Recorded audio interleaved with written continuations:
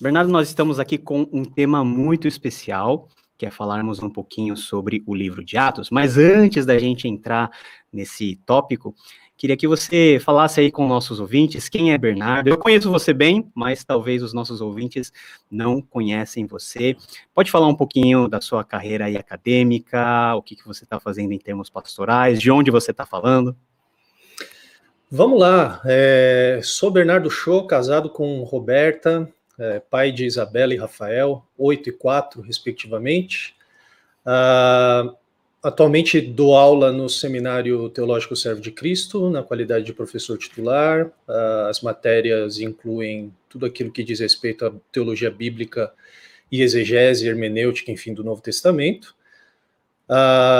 Pastorei uma igreja recém-plantada, na verdade a gente começou essa igreja há um pouco mais de um ano agora, chamada Igreja Presbiteriana do Caminho, localizada aqui no centro de São Paulo. Aliás, eu estou em São Paulo, moro na região central aqui de São Paulo, em frente ao famoso Parque da Luz. E que mais eu posso dizer sobre minha presença acadêmica hoje? A gente está terminando de editar um livro, eu e o Dr. Steven Kirchner, meu colega de seminário lá, estamos terminando de editar um livro em comemoração aos 30 anos do seminário, um livro multiautoral, com a participação de alguns professores, e trabalhando em outros projetos aí de publicação também, enfim, tentando manter a bola rolar, muito embora a gente esteja aí confinado em casa nessas últimas semanas, né? Legal, legal. E quais são as suas áreas de interesse, né, relacionadas à sua jornada acadêmica, aquilo que você conseguiu desenvolver até agora? Olha, eu me interesso por basicamente tudo que diz respeito à Bíblia, né? Teologia bíblica, exegese, qualquer coisa que tenha a ver com isso chama a minha atenção. Mas, obviamente, a minha área de especialização é mais limitada, né? O meu doutorado foi focado no Evangelho segundo Marcos, de maneira mais específica no retrato messiânico que Marcos faz de Jesus e a relação que Jesus tem com a elite sacerdotal do primeiro século, conforme Marcos nos apresenta em sua narrativa, né? Então, minha área de especialização é o Evangelho de Marcos, são os estudos relacionados a Jesus, Jesus histórico, evangelhos, mas me fascina tudo aquilo que, de novo, né, tudo aquilo que diz respeito à Bíblia, em particular o Novo Testamento, teologia paulina, cartas, Apocalipse, enfim, a gente tenta dar aula de tudo lá no seminário, né? Mas áreas de interesse, então, incluem, obviamente, Jesus, evangelhos, teologia paulina, exegese, interpretação, hermenêutica, mas também algo que é bastante, que chama bastante a minha atenção e que eu tenho dedicado bastante tempo dos meus anos aí de estudo, tem sido o uso do antigo no novo, né? Ou, para ser mais preciso, a apropriação dos autores, que os autores do Novo Testamento fazem das escrituras judaicas, judaísmo do Segundo Templo, movimentos messiânicos do judaísmo do período do Segundo Templo, enfim, essa interface aí que a gente encontra entre Bíblia, Novo Testamento, literatura extra-bíblica e os seus contextos históricos, um pouquinho de literatura clássica também, essa interface que o Novo Testamento faz com a literatura grega, enfim. E por aí vai, né? Só um pouquinho, né? É uma área. A área de interesse é bem. De novo, não que eu domine todas essas coisas, muito longe disso. Eu sou um aprendiz ainda. Enfim, eu gosto, né? É uma coisa que me interessa, mas eu não posso dizer que eu sou um expert em absolutamente tudo isso, não, pelo amor de Deus, tá? A sua tese de doutorado já foi publicada, né? Foi publicado faz um ano. Em março de 2019 foi lançada pela T&T Clark, Bloomsbury, com o título traduzido Messianismo Real e os Sacerdotes de Jerusalém no Evangelho de Marcos. Legal. A gente espera que um dia venha a ser disponibilizado ou traduzido em forma aí na nossa língua, né? Vamos ver se rola um dia, né? Não sei se já tem Olha, alguns planos para isso. Plano ainda não, o desejo a gente tem. Eu já fui contactado por uma editora evangélica, mas infelizmente não deu certo por ser uma obra mais acadêmica mesmo, né? Tem muita, enfim, muita interação com texto, com fontes primárias, com literatura secundária de outras línguas também, então acho que não sei que deu uma pandemia de insônia, eu acho que uma editora evangélica não se interessaria em publicar. Agora vamos ver, para falar a verdade, eu não tive tempo de ir atrás disso, mas seria bacana, vamos ver, né? Legal. Pessoal, aqui na descrição, né, eu vou colocar o link para vocês conhecerem aí um pouquinho do Bernardo. Tem vários papers que ele já publicou, né? Vou linkar aqui com o perfil de professor dele lá no Seminário Servo de Cristo, onde ele, junto com o Dr. Stephen Kirchner e também com o professor Ziel Machado, são professores titulares. Vamos lá para o nosso tema? Vamos lá, vamos tentar. Vamos tentar lá.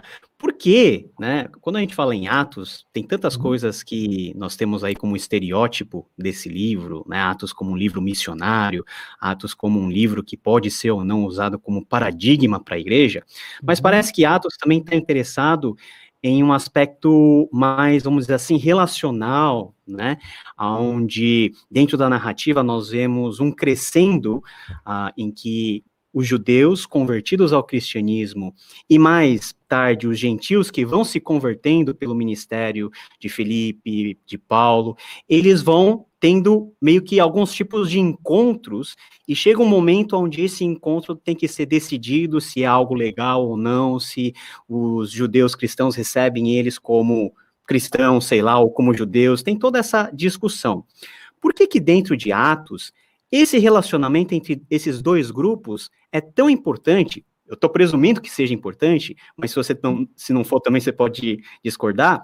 É importante ou não é? E se for, por que é tão importante? E quais são as chaves, vamos dizer assim, hermenêuticas, que a análise dessa visão entre esses dois grupos, desse relacionamento, pode nos abrir? Eu acho que você tem toda a razão, Paulo. É um dos temas mais importantes do livro de Atos. Eu diria que é um dos 3 ou 4 temas mais importantes, não só no livro de Atos, mas em todo o Novo Testamento. Infelizmente, durante muito tempo a gente ficou acostumado a ler a Bíblia como se a Bíblia fosse uma espécie de baú de proposições abstratas para informar os nossos sistemas teológicos. E é claro que a Bíblia, ela serve esse propósito, né? Só que se a gente prestar atenção àquilo que o Novo Testamento em particular tem a dizer, principalmente as cartas de Paulo, a gente vai ver que as dinâmicas que estão por trás das palavras e da densa teologia que muitas vezes a gente encontra nas páginas do Novo Testamento são dinâmicas relacionais, dinâmicas pastorais, né, dinâmicas que têm a ver com a vida da igreja. E, de fato, se a gente olhar para Atos, conforme você mesmo mencionou, é um clichê a gente falar de Atos como o livro da expansão da igreja, o livro das missões, né? E todo clichê é clichê porque está ancorado em algum fato verificável. É claro que o livro de Atos fala sobre essas coisas, mas um tema que muitas vezes a gente se esquece de abordar quando a gente fala do livro de Atos e que está muito fortemente amarrado aos demais temas importantes desse mesmo livro é a questão da relação entre judeus e gentios nessa comunidade agora recém-formada em torno dessa figura chamada Jesus de Nazaré, que está sendo proclamada pelos apóstolos como o Messias de Israel, que foi crucificado, mas ressuscitou ao terceiro dia. Está sentado à direita de Deus. Né? Então, muito se fala, por exemplo, do Espírito Santo em Atos, com razão, porque Atos é o livro, talvez, do Novo Testamento pneumatológico, né, que fala explicitamente sobre a centralidade e a importância do Espírito Santo. Só que a gente não pode se esquecer ao falar do Espírito Santo, por exemplo, que o que o Espírito Santo faz é testificar a recepção, a aceitação dos gentios agora na comunidade escatológica da fé. Então, sem a menor sombra de dúvidas, um dos temas mais importantes aqui de Atos é a relação entre judeu e gentil nesse novo povo que está sendo formado em torno do Messias, que é de Israel, né? Jesus não foi russo, nem coreano, nem brasileiro. A gente se esquece disso, é impressionante a quantidade de vezes que a gente tem que lembrar o povo que Jesus não foi um príncipe medieval de olho azul, loiro, assim, né? Branco, né? Isso, exatamente. Quase que escandinavo.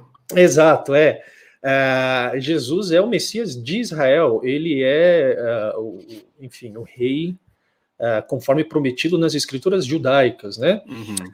E a gente vê a centralidade desse tema logo naquele sumário programático que a gente encontra no verso 8 do capítulo 1 de Atos, né? Atos 1:8, quando diz que vocês serão minhas testemunhas, né? Quando há aquela recapitulação daquilo que Jesus anuncia no final do Evangelho de Lucas, vocês receberão poder quando o Espírito Santo descer sobre vocês, e vocês serão minhas testemunhas a partir de Jerusalém até os confins da terra. Né? Então, o que está implícito nesse sumário programático é, sim, o avanço missionário da igreja, é, sim, o avanço, a expansão do evangelho a todas as nações, é, sim, o papel propulsor que o Espírito Santo opera nesse processo todo, mas também o fato de que o evangelho não é só para judeu, é para todas as nações. E não é só para todas as nações, é o evangelho que surge no contexto judaico. Então, essa dinâmica desses dois universos, né, ou para usar o termo que você usou no começo, desses dois mundos, é absolutamente central. E uma pergunta que fica, pelo menos quando eu leio Atos, né, é como que o evangelho, a mensagem de Cristo, pôde ser pregado aos gentios que muitos deles não tinham sequer contato com o contexto judaico. Então você falou muito bem do papel de Jesus como Messias de Israel, mas era um papel eminentemente judaico previsto dentro das escrituras judaicas. Como que os gentios de, origem grega, romana, do mundo mediterrâneo, podiam entender o papel desse Jesus que desempenhava o cumprimento das profecias conforme as escrituras dos antepassados hebreus, aplicado à sua vida? Como que isso funcionava dentro do sistema operacional dos gentios? Isso é uma pergunta muito interessante, porque assim, o que a gente vê em Atos são duas realidades. A primeira realidade é de um público helenístico que já está habituado com o pensamento judaico, então a gente, em português, usa-se também uma palavra que se tornou um clichê, né, os prosélitos, os gentios que eram simpatizantes, no caso, né, o termo lucano é os tementes a Deus, né, os gentios que temiam a Deus, que eram basicamente os gentios que tinham sido expostos à religião judaica, alguns deles até haviam se convertido ao judaísmo, mas outros apenas a uma distância segura, tinham certa admiração e então estavam familiarizados. A segunda que seria o caso de Cornélio, né? Isso, Cornélio, exatamente. Né? O eunuco etíope. É uma pergunta que me fascina, o que de acho ele está fazendo lendo Isaías, né? Porque justo Isaías, né? E assim, o cara é eunuco etíope, né? O que ele está lendo o rolo de Isaías, né? Ele comprou como souvenir lá no templo, né? Nossa, é verdade. Ele estava lá com a menorá também, pendurada no pescoço, né? Mas a gente tem essa realidade, né, que está implícita na narrativa de Atos, mas a gente tem também a realidade de gentios que nunca tiveram contato com a escritura judaica, com a tradição judaica, e que ouvem a proclamação apostólica. Nesse caso que é interessante, eu acho que o exemplo clássico para esse caso é a pregação de Paulo em Atenas, lá em Atos 17. O que é muito importante a gente perceber é que, ao contrário do que muita gente ainda ensina por aí, prega, enfim, dos púlpitos, quando Paulo vai pregar para os atenienses, ele não está meramente usando uma linguagem, ele cita Arato e Epimênides ali, né, na pregação dele, que são filósofos estoicos e epicureus. Um é estoico, outro é epicureu, né? E muita gente vai dizer, tá vendo, Paulo, ele usou a linguagem do mundo, ele contextualizou o evangelho para apresentar o evangelho de forma inteligível aos gregos, que nunca foram expostos à tradição judaica, né? Mas isso é uma leitura bastante rasa e equivocada do texto. Se a gente olhar com atenção para a passagem lá de Atos 17, verso 16 em diante, Paulo sim ele cita esses filósofos para fazer uma ponte comunicacional com eles, mas a maneira que ele usa para apresentar a mensagem do evangelho está profundamente ancorada nas escrituras judaicas também. Então, até mesmo quando ele vai falar para um público que não está familiarizado com a Bíblia, lembrando que Bíblia para Paulo para nós o Antigo Testamento, não existia o Novo Testamento na época do Paulo, né? Ele escreveu parte dele, diga-se de passagem. Mesmo quando Paulo vai apresentar o Evangelho dentro de um contexto em que as pessoas não conhecem a Bíblia, o que ele vai fazer é chamar a atenção desse povo para a Bíblia. Então, se você prestar atenção, né? Se a gente prestar atenção à pregação de Paulo, quando ele é arrastado lá para o Areópago, né? A gente acha que quando a elite filosófica leva Paulo para o Areópago, depois que ouve ele proclamar Jesus e a ressurreição, eles acham que Jesus é o Deus macho e a ressurreição é a deusa fêmea, né? E aí eles ficam curiosos, nossa senhora, vamos ouvir mais o que esse tagarela tem a dizer? E aí quando o texto diz que eles levam Paulo para o Areópago, eles não estão levando Paulo assim amigavelmente para tomar um café. O termo grego ali conota uma ideia de eles agarraram Paulo e arrastaram ele para lá. Por quê? Porque o Areópago basicamente era a banca de exame, né? Era lá que eles iam testar as ideias que estavam circulando. Então, quando eles chamam Paulo de tagarela e arrastam ele lá para o Areópago, eles não estão querendo saber, nossa, puxa vida, que coisa interessante, diga-me mais. Eles estão querendo examinar, testar mesmo a pregação de Paulo. E aí, quando Paulo vai anunciar, vai explicar para eles de fato o que ele está dizendo, ele vai usar o link com o altar do Deus desconhecido, né? Mas imediatamente ele vai dizer, olha, esse Deus aqui, ele criou todas as coisas, ele fez toda a humanidade a partir de um. O que é isso? É doutrina bíblica da criação, certo? Adão e Eva, enfim, a humanidade vindo de um só cabeça de toda a raça. Ele vai falar da redenção, vai falar de Jesus, basicamente, e aí ele vai terminar a sua pregação falando da ressurreição.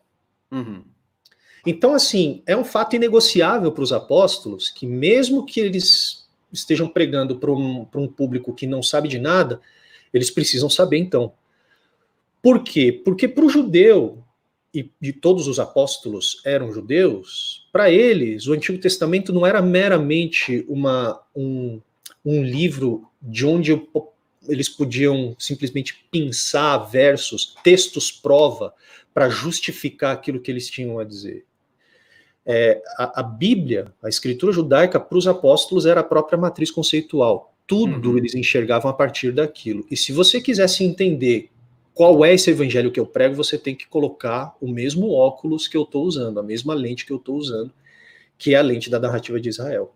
Legal. Então é muito interessante isso. Partindo então desse pressuposto que os gentios teriam a condição de entender a mensagem que os apóstolos estavam pregando, entender o teor do evangelho, vamos fazer uma breve digressão narrativa para ver quais foram os fatos que Lucas nos narra que desencadearam essa meio que abertura. Porque, como você bem falou, temos o versículo chave de Atos, que fala sobre a expansão desde Jerusalém, Judéia, Samaria até os confins da terra. Mas essa expansão não foi algo, vamos dizer assim, natural, que dependeu da boa vontade dos apóstolos. Não. Ela teve alguns eventos chaves dentro do livro que meio que o Espírito Santo jogou os apóstolos literalmente na fornalha, foi empurrando, né? Foi essa força motora do Espírito Santo dentro do livro de Atos. Organiza pra gente poder entender quais foram esses toques, né, históricos guiados pelo Espírito Santo que fizeram da igreja acomodada no templo, na sua etnicidade judaica, a olhar para um mundo mais adiante e a cumprir aquilo que de fato era esperado para que Israel cumprisse, que era atingir as nações, ser um instrumento para abençoar as nações. Como que a gente pode entender isso seguindo o fluxo de narrativa dentro de Atos? Pelo menos nos primeiros capítulos, né? Legal, vamos lá. Vamos tentar responder em poucos minutos aqui. De fato, é aí que entra o papel do Espírito Santo no enredo de Atos. É o Espírito Santo que faz e que leva a primeira comunidade de discípulos de Jesus a realizar essa vocação deles de pregar o evangelho a todas as nações, né? A de fato cumprir com a tarefa deles lá de Atos 1:8. Só que a gente precisa se lembrar que essa expectativa de que todas as nações adorariam Yahweh, Deus de Israel, não é invenção de Atos, isso está lá nos profetas, isso está, inclusive Paulo vai falar sobre isso lá em Romanos, no capítulo 4, quando ele cita o exemplo de Abraão, para explicar por que a justiça de Deus precisa se manifestar pela graça mediante a fé. E aí o ponto de Paulo em Romanos 4 é que Abraão ele foi chamado de justo pela confiança antes da Torá existir e antes mesmo dele ser circuncidado, né? Então isso já está lá, de certa maneira, no Antigo Testamento. E aí a gente precisa se lembrar de que os próprios evangelistas enxergam dessa forma. Mateus começa a sua narrativa apresentando a genealogia de Jesus, e na genealogia de Jesus ele inclui algumas mulheres de honra duvidosa, algumas delas eram de origem gentílicas, né? Raabe e Ruth, né? E Lucas, que é o primeiro tomo que o próprio autor de Atos escreveu, lá, logo no capítulo 2 ou 3, se não me engano, no capítulo 2, no cântico de Simeão, quando vê Jesus e canta, né, o fogo cai ali, Lucas, o fogo cai o tempo todo, porque Lucas ele gosta do Espírito Santo, né? Lucas, o Simeão, quando vê Jesus, o menino bebê Jesus, ele começa a cantar. E ali, na parte final do seu cântico, ele já começa a apontar para a realidade, para aquilo que a vida de Jesus significava, a vinda de Jesus significava, que era todas as nações verão a glória do Senhor. Então, de forma embrionária, a gente já vê isso lá atrás. A grande questão é que quando a gente presta atenção na maneira como os evangelistas retratam os apóstolos, fica muito claro que os apóstolos eles têm uma trave no olho que os impede de enxergar isso. Que trave é essa? É a trave do nacionalismo judaico, né? Nacionalismo judaico é uma coisa que emerge lá desde o período do domínio dos Seleucidas, né, que antecede a revolta dos Macabeus, lá por volta do segundo século. Deixa eu me localizar aqui em termos de data. Isso mesmo, é que eu sempre erro o número, porque vai de trás para frente, enfim. Eu acho que os Ptolomeus dominam até 198, né, e depois vem os Seleucidas, né? Isso, os Ptolomeus, mas isso é século 2 ou 3? Essa é a minha dúvida. Eu acho que é século 2. 2 para 1, vai. Lá no limbo. Os Ptolomeus dominam nos anos 300, até o começo, até o final dos anos 200 ali, 190 e pouco. Então isso coloca os Seleucidas no século II, é isso, né? Segundo século, enfim. E, na verdade, o nacionalismo judaico está de forma embrionária desde do período imediatamente após o exílio, né? Aquela coisa toda do Neemias querer consagrar os muros da cidade toda como lugar sagrado, ali a gente já vê de forma embrionária esse espírito, essa efervescência dessa inclinação nacionalista do povo. Que é algo justificável, né? Exatamente. Para os padrões da época. Exatamente, que é perfeitamente justificável, até porque eles apanharam demais no exílio, eles não querem voltar para lá. E lembrando que não é todo mundo que volta, é a minoria que volta para a terra, e essa minoria é o que a gente chama de the holy crowd, né? A multidão santa, os zelosos. Eles voltam porque eles têm essa visão bastante conservadora da religião deles, enfim, da sua identidade.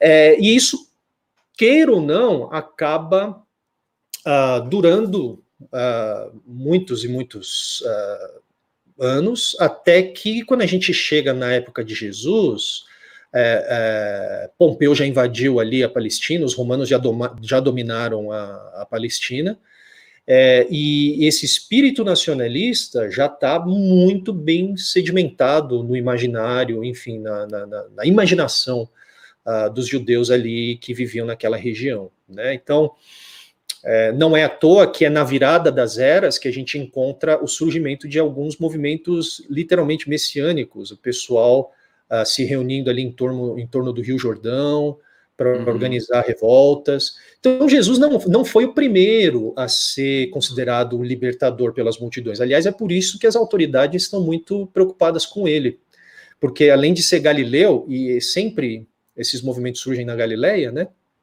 Além de ser galileu, tem uma galera seguindo ele. Sim.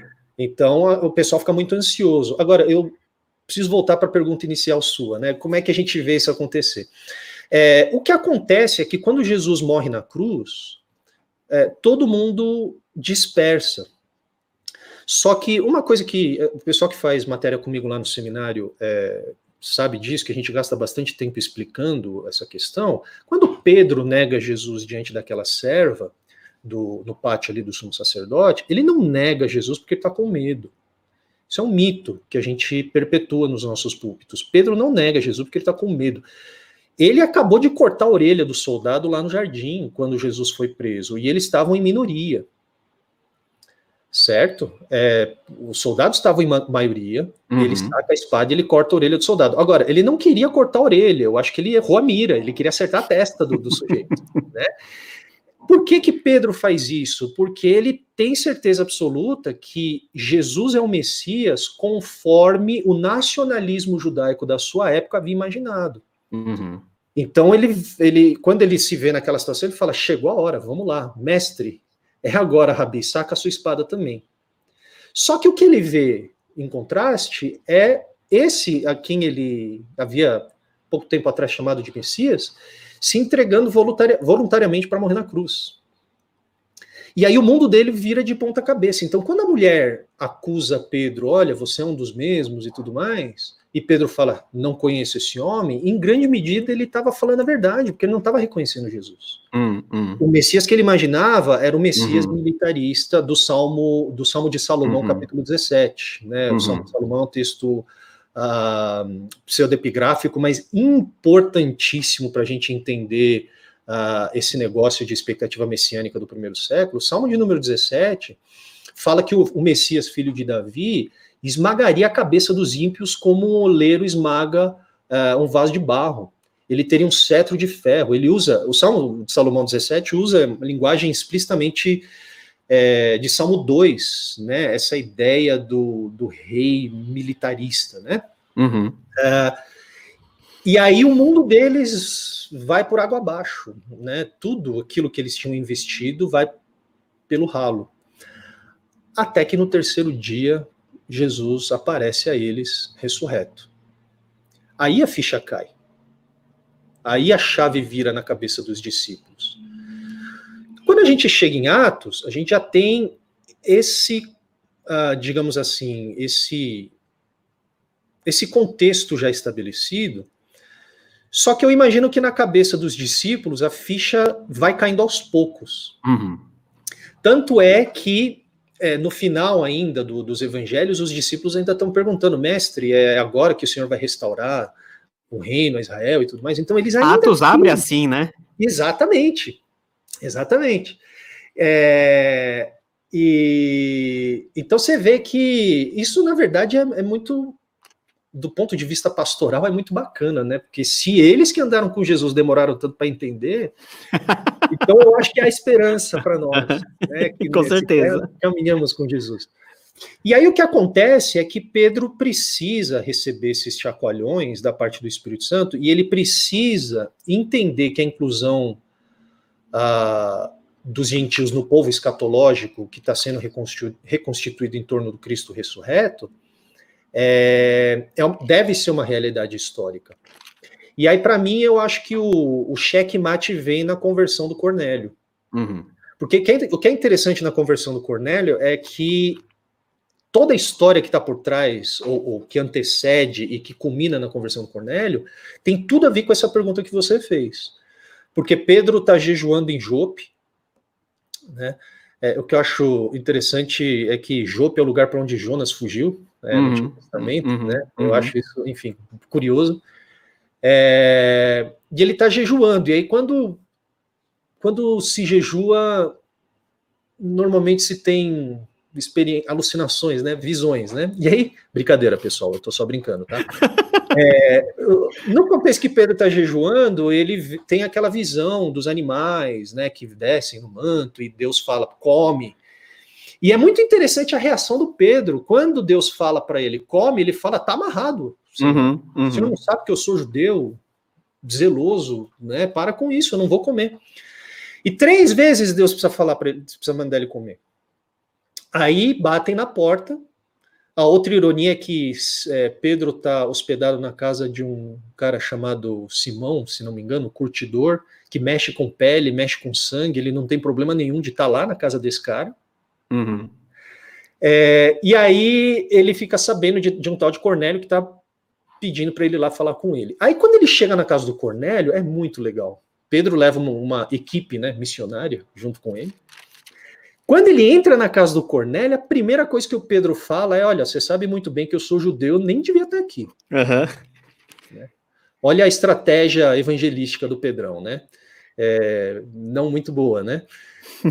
E aí o pessoal fica curioso para saber o que ele tem a dizer, e ele começa a anunciar, bom, muito bem, vocês me chamaram, me trouxeram até aqui, então vamos lá. E ele começa, de novo, a expor a história da salvação de Deus, que culmina na vida, morte e ressurreição do Messias de Israel.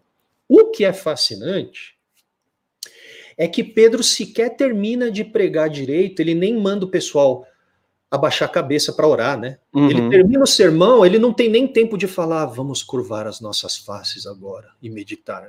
Nada. Ele tá falando, e aí o Espírito Santo desce sobre Cornélio e sobre os que estavam com ele.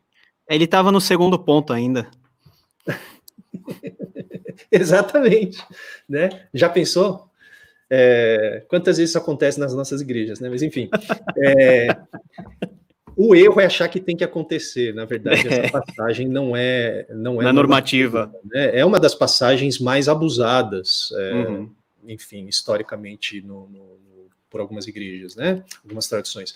Porque ali o ponto não é que o falar em línguas do Cornélio era uma evidência da sua salvação, uma evidência que ele tinha o Espírito Santo para Cornélio. O ponto teológico do Espírito Santo descer, antes mesmo do Pedro terminar de falar, e de eles falarem em outras línguas, na frente do Pedro, que não queria ter ido para a casa do Cornélio, era para Pedro ver que o nacionalismo dele não era uma categoria adequada para entender o momento histórico em que eles estavam vivendo pós-ressurreição de Cristo. É interessante que isso já também vem acontecendo nas narrativas, não envolvendo os apóstolos, mas envolvendo, por exemplo, Filipe. Em Samaria, né? Exatamente. Em Samaria, onde os samaritanos, eles têm um encontro com o evangelho e tem também essa manifestação, né, guiada pelo Espírito Santo. Tem a questão do... Paulo, o que é interessante no caso de Samaria, desculpa, eu não queria te interromper, pode continuar. O Filipe, ele não é por meio do Filipe que o Espírito Santo desce sobre Samaria, é por meio de Pedro e dos apóstolos, por causa desse histórico de inimizade entre os samaritanos e os judeus. Agora, o que é interessante é isso, Pedro já tinha visto os samaritanos receberem o Espírito Santo, mas quando a gente chega em Cornélio, ele ainda não entendeu a coisa direito. Né?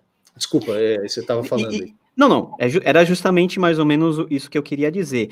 E qual que é a sua visão? Porque sempre que nós temos esses marcos em Atos, onde cada vez mais o Espírito Santo vai estressando e vai juntando esses dois tipos de grupos que antes eram antagônicos, tinham rivalidades entre si, nós sempre temos a visão do Espírito Santo sendo infundido naquela situação de alguma maneira, e a questão do próprio batismo, né, que eles são batizados, Cornélio é batizado, o etíope também é batizado, essas duas coisas parece que sempre andam juntas.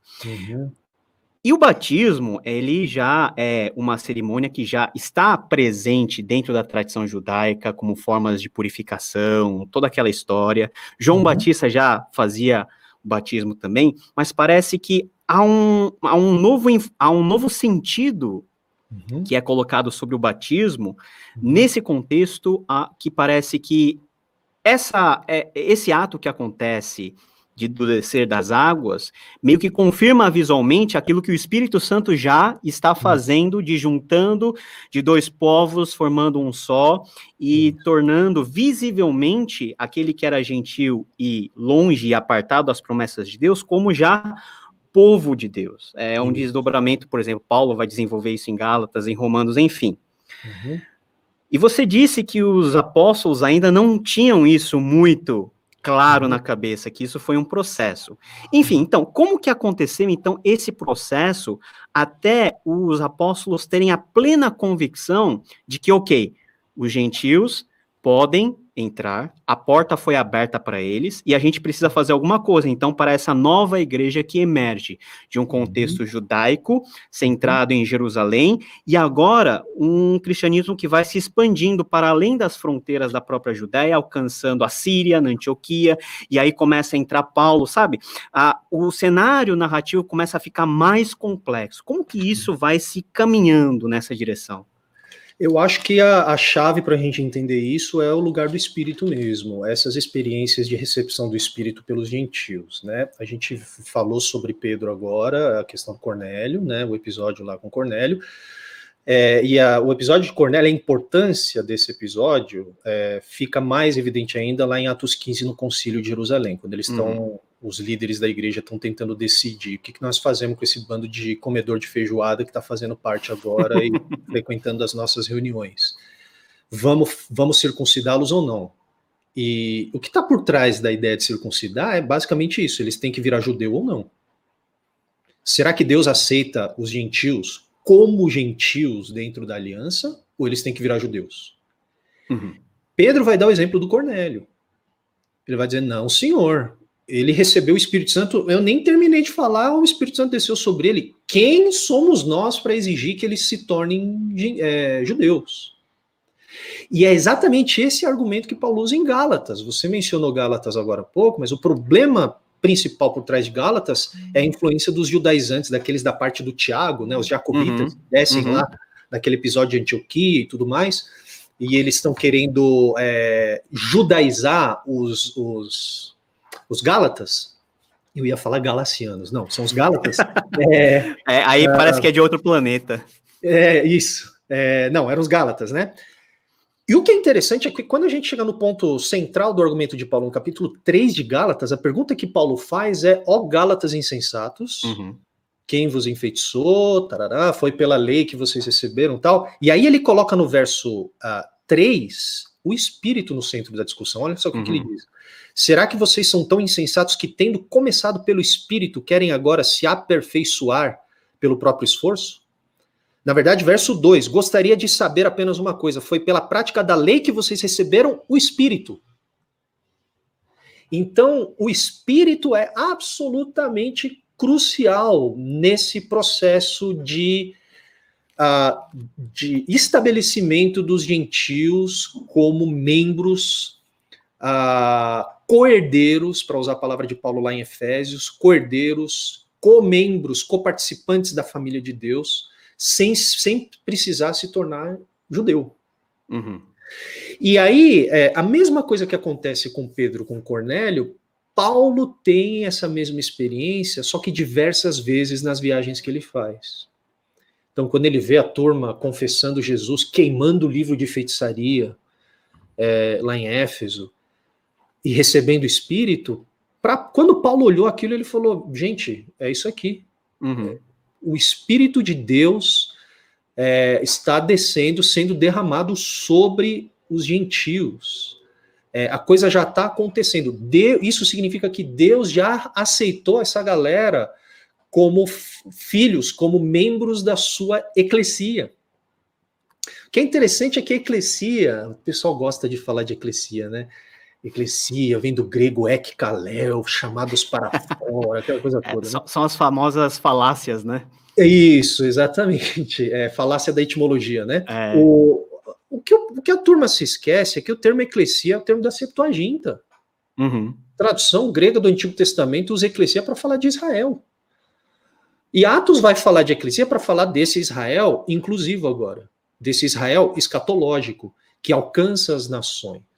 Né? Então, Outra coisa que é muito importante, a própria conversão do Paulo, que os estudiosos estão divididos se a gente tem que mesmo chamar de conversão ou não, porque Paulo era judeu, o judeu não se converte, enfim, eu acho que o termo mais adequado é o chamado apostólico de Paulo ali mesmo. Ele não tem os olhos abertos depois que alguém lê uma teologia, um livro do Karl Barth para ele, ou do Agostinho, ou do Tomás de Aquino, enfim, ou do John Piper, né, para ele. Não é assim que ele tem os olhos abertos. Quando que os olhos de Paulo são abertos para cair as escamas, né, dos seus olhos? Quando Ananias impõe as mãos sobre ele, ele recebe o Espírito. O Espírito escatológico é um troço muito, muito importante para a expectativa e para o imaginário de um fariseu do primeiro século. E eu não sei se a gente vai ter tempo de falar sobre o lado farisaico de Paulo e a importância que isso tem para a gente entender a relação entre judeu e gentil também.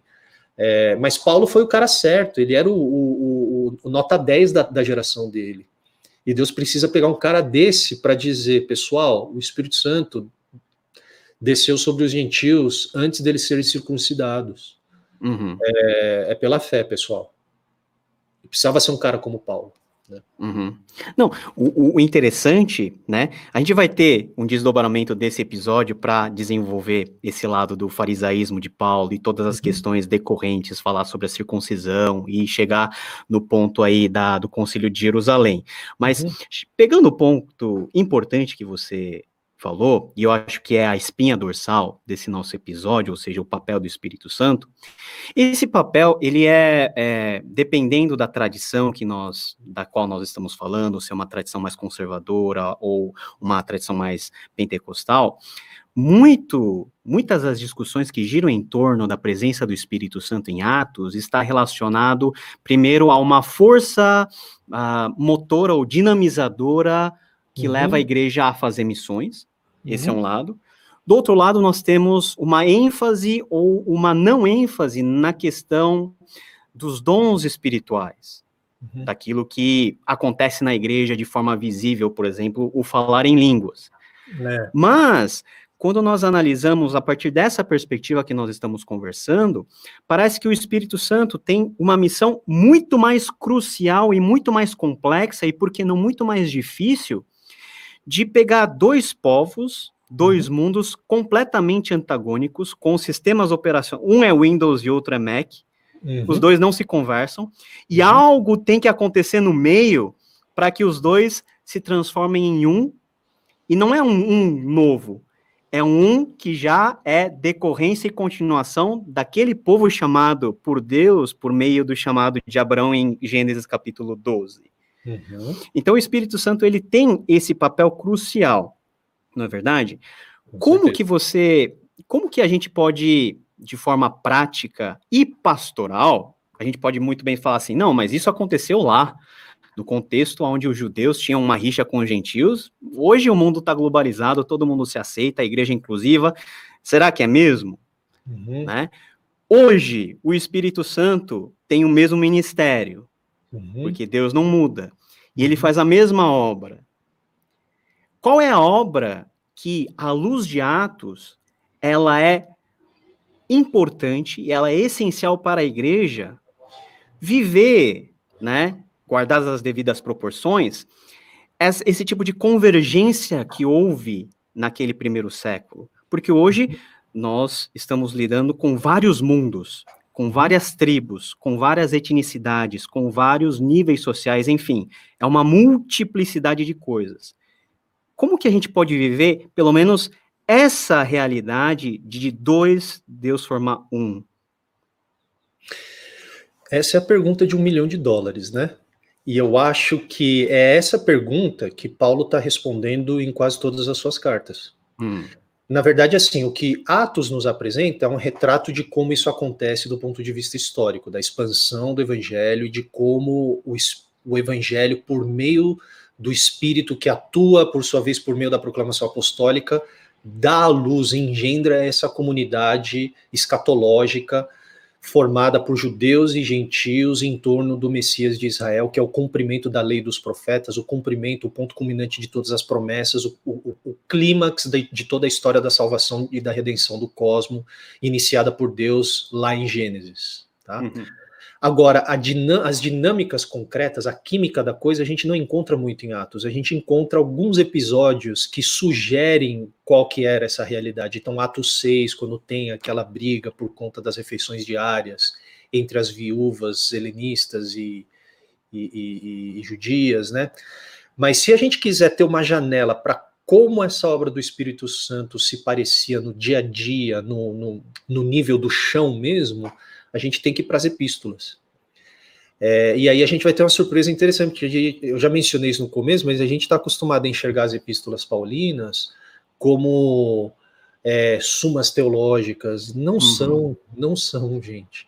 As epístolas paulinas são cartas pastorais, profundamente teológicas, mas profundamente pastorais, que lidam com essa questão do conflito muitas vezes, tá? Entre judeu e gentio. Tá? Então, se você olhar Romanos, por exemplo, a gente está ensinando Romanos nesse semestre lá no seminário, Romanos é considerada o Lutero chamou de evangelho mais puro, né? A carta teológica de Paulo, ok, em partes a gente pode concordar, mas toda aquela argumentação, aquela diatribe toda do Paulo, do capítulo 1 ao capítulo 12, é para resolver justamente essa questão. Como é que judeu e gentio pode se considerar mesmo povo? E aí, quando a gente chega na parte dos imperativos, a partir do capítulo 12, é Paulo falando, recebam uns aos outros. Se você não come um alimento por questões religiosas, não torra a paciência de quem come, e vice-versa. Vamos viver em amor. Efésios é a mesma coisa. Ele fala daquilo que Cristo realizou, né, nas regiões celestiais, por sua ressurreição, ele deu a plenitude à sua igreja, que é o seu corpo e tudo mais, para chegar no capítulo 3 e 4 ali em diante, e dizer, sejam imitadores de Deus. Tratem uns aos outros dessa forma também. Então, acho que a resposta para essa pergunta a gente encontra de forma mais clara nas epístolas. Agora, trazendo para os dias de hoje, você tem razão, eu acho que questões étnicas não são tão centrais dependendo do contexto onde você está. No nosso contexto, nem tanto, né, Paulo? Nós somos descendentes de coreanos e a gente sabe que a nossa querida igreja coreana no Brasil ainda está pastando demais por conta desses dilemas de transição de geração, o que faz com enfim, com culto, com o futuro das nossas igrejas.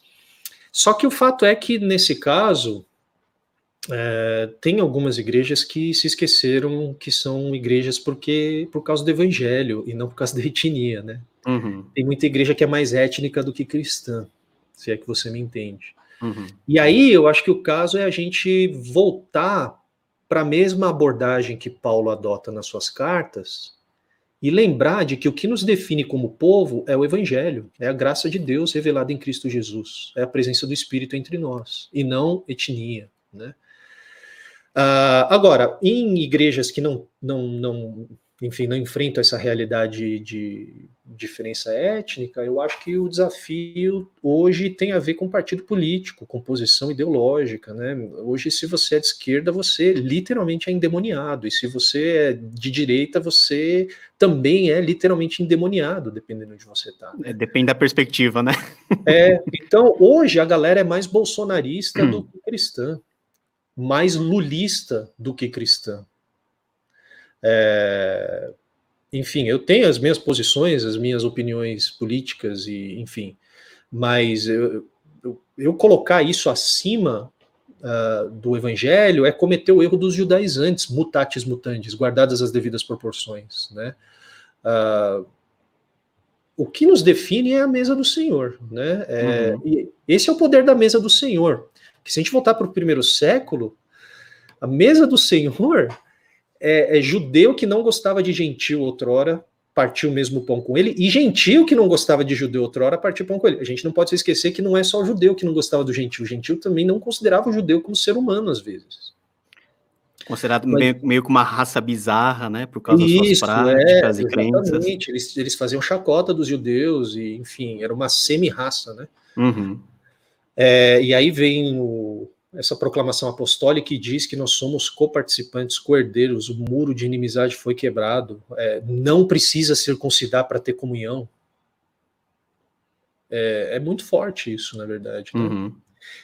Tem outras coisas também. Eu acho que qualquer coisa que nos segrega, qualquer coisa, pode ser status, pode ser dinheiro, pode ser marca de roupa, pode ser estilo de adoração, qualquer coisa que nos segrega, que não seja o evangelho, que não seja os aspectos centrais da proclamação apostólica, eu acho que são maneiras disfarçadas de tentar se justificar por alguma obra, de se definir por algo que não é Cristo. Legal. Então, eu não sei se eu respondo a sua pergunta, mas... Não, respondeu. E a nossa conversa, né, ainda tá só começando, né, porque a gente ainda precisa entrar no âmago e na conclusão que isso teve lá em Atos, e a gente vai deixar isso para uma segunda parte desse episódio. Por hora, queria agradecer muito a presença do Bernardo, né, colocando aqui de forma clara aí uma exposição dessa primeira parte aí de Atos, falando da importância dessa união entre judeus e gentios, toda ela mediada e capitaneada pelo Espírito Santo, e é o mesmo Espírito Santo que vai continuar permeando aí as nossas conversas, mas no próximo episódio a gente vai focar a atenção aí, por exemplo, na vida de Paulo, né, nas questões em que envolviam mais claramente a questão aí da circuncisão, da obediência da lei, tudo isso que vai culminar lá no Concílio de Jerusalém, onde finalmente os discípulos tomam uma decisão derradeira, e isso nós vamos deixar para cenas e para os próximos capítulos. Por hora, B, muito obrigado pela sua presença, e nos vemos, aí o convite já está feito, no próximo episódio para terminarmos essa conversa tão agradável. Obrigado, hein? Valeu, obrigado, Paulo. Valeu.